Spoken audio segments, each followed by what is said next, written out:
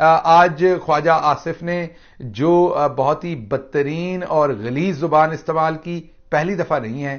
خواجہ صاحب بہت پہلے بھی یہ کرتے آئے ہیں. پہلے انہوں نے ڈاکٹر شیریں مزاری صاحبہ کے ساتھ بکواس کی، اس سے پہلے انہوں نے پاکستان کی افواج کے اوپر گالی گلوچ کی، بہت ہی ان سے بدتمیزی کی. یہ مجھے سمجھ نہیں آئی کہ جس شخص نے ہماری افواج کے بارے میں بدتمیزی کی اس کو اس سیٹ اپ میں بھی اور اس سے پہلے بھی وزارت دفاع کا قلمدان دیا جاتا ہے. یہ مجھے بات سمجھ نہیں آتی کہ جو افواج کو گالی دیتا ہے اس کو وزیر دفاع بنایا جاتا ہے. کیا یہ کوئی کوالیفیکیشن ہے کہ افواج کو گالی دی جائے گی، اس کے جرنیلوں کو گالی دی جائے گی تو پھر وزیر دفاع بن جائیں گے؟ یہ ابھی تک میری سمجھ سے باہر ہے. لیکن خواجہ صاحب کے معاملے میں تو یہ ہوا ہے. تو خواجہ صاحب جو ہے انہوں نے دوبارہ عورتوں کو کچرا کہا ہے، انہوں نے گندا کردار کی عورتیں کہا ہے کہ ایسی عورتیں جن کا کردار گندا ہے وہ ہمیں نہ بتائیں. کچرا کہا ہے. میں ایک ہی بات کہوں گا، جو لوگ نہیں جانتے خواجہ آصف کو، زندگی میں کبھی دیکھا نہیں، میں نے اس شخص کو جب پہلی دفعہ دیکھا تو مجھے اسی ٹائم اندازہ ہوا تھا کہ یہ شخص کمپلیکس کا مارا ہوا ہے. عورتوں پہ حملے اس لیے کرتا ہے کہ یا تو کوئی کمزوری ہے، معذرت کے ساتھ، یا تو کوئی ایسی کمزوری ہے جس کی دوائی لینی چاہیے تھی، وہ دوائی ہے نہیں، ساری زندگی اسی طریقے سے گزر گئی ہے. تو اب اس کو لگتا ہے کہ کسی عورت سے اسے سچا پیار نہیں ملا ہوگا ساری زندگی، وہ ماں کے روپ میں ہو، بہن کے روپ میں ہو، بیوی کے روپ میں ہو، بیٹی کے روپ میں ہو، تو یہ باقی ساری عورتوں کے اوپر گالی گلوچ کرتا ہے اور کسی کی عورت کو یہ شخص بخشتا نہیں ہے. مردوں سے یہ لڑائی نہیں کرتا، آپ نے دیکھا ہے عورتوں کے اوپر ہی حملہ آور ہوتا ہے. کیوں ہوتا ہے اس کی سمجھ نہیں ہے. مردوں سے بدتمیزی اس طرح سے نہیں کرتا، ساری رنگ بازی عورتوں کے ساتھ کرتا ہے، ساری بکواسیات ان کے ساتھ کرتا ہے.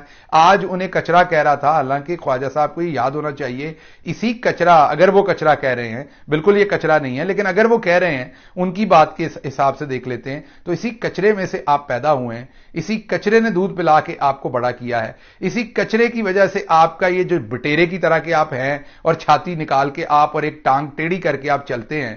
یہ میں آپ کو ان کا کریکٹرسٹک اس لیے بتا رہا ہوں کہ یہ وہ چھوٹی بوتل ہے پیپسی کی جو اپنے آپ کو 1.5 لیٹر بتانے کی کوشش کرتی ہے. خواجہ آصف وہ نکی بوتل ہے، نکا فیڈر ہے جڑا اپنے آپ نو 1.5 لیٹر دی بوتل دسن دی کوشش کرتا ہے.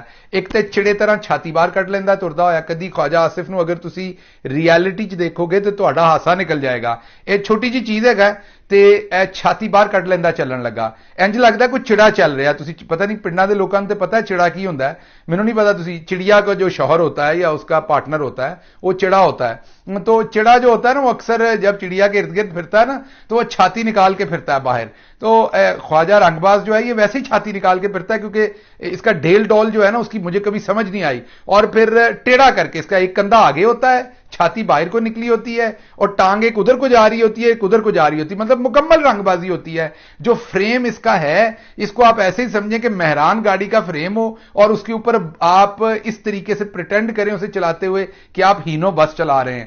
تو خواجہ آصف جو رنگ باز ہے سیالکوٹی، اس کی چال میں رنگ بازی ہے، بات میں رنگ بازی ہے، اس کی ہر ادا کے اندر رنگ بازی اور بازارو پن ہے. مجھے سمجھ نہیں آتا اس کے گھر کی خواتین اس کو کیسے برداشت کرتی ہیں. اس کو لتر کیوں نہیں مارتی جب یہ گھر جاتا ہے؟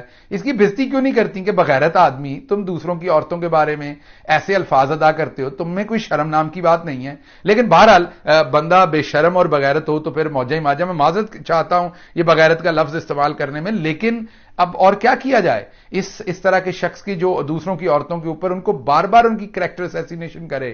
اس بات کی میری سمجھ سے باہر ہے کہ یہ شخص کیوں کرتا ہے.